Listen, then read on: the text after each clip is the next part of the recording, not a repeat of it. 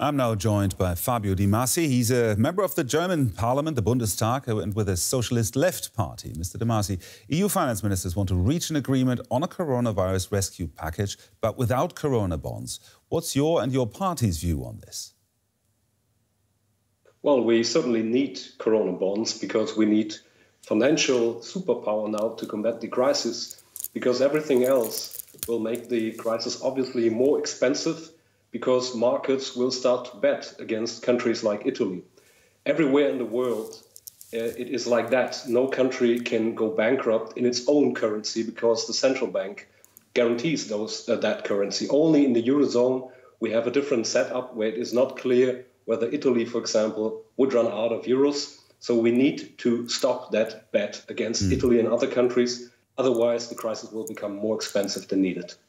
Well, Germany is especially opposed to pooling public borrowing, but you say the German government is risking a new financial crisis with this attitude. Can you explain?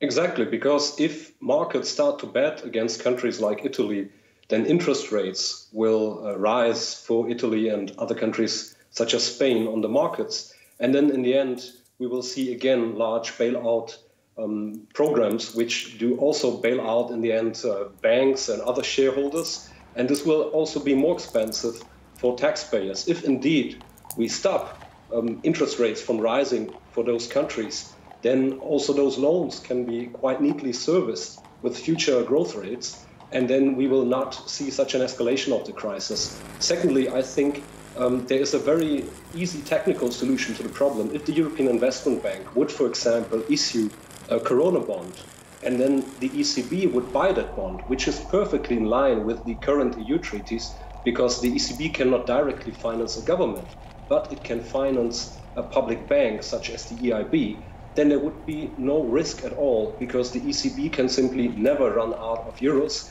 and so there would be no risk to Germany as well.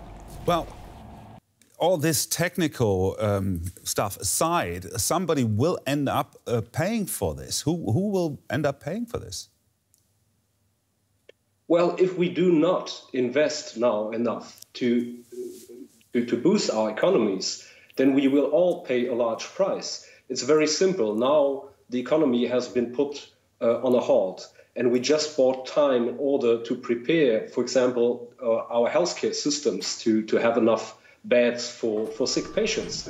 But if we do not undertake those investments now, and we further cut into the crisis, then we cannot reboost our economy. So it will be, in the long run, more expensive, because we will destroy corporations, we will destroy jobs. So in the end, if the European Central Bank would guarantee those investments, then we will see growth picking up again, and we can then service those loans in the future. So I think that this would be the cheapest solution, actually. The ESM loans, which the German government proposes, are tied to austerity measures, which in the end will again cause cutbacks in public services. And we've seen in the last year in Italy 15% of all hospitals being closed since the last euro crisis, and now we all pay the price for that.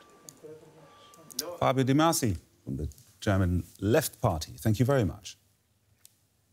Thank you for having me.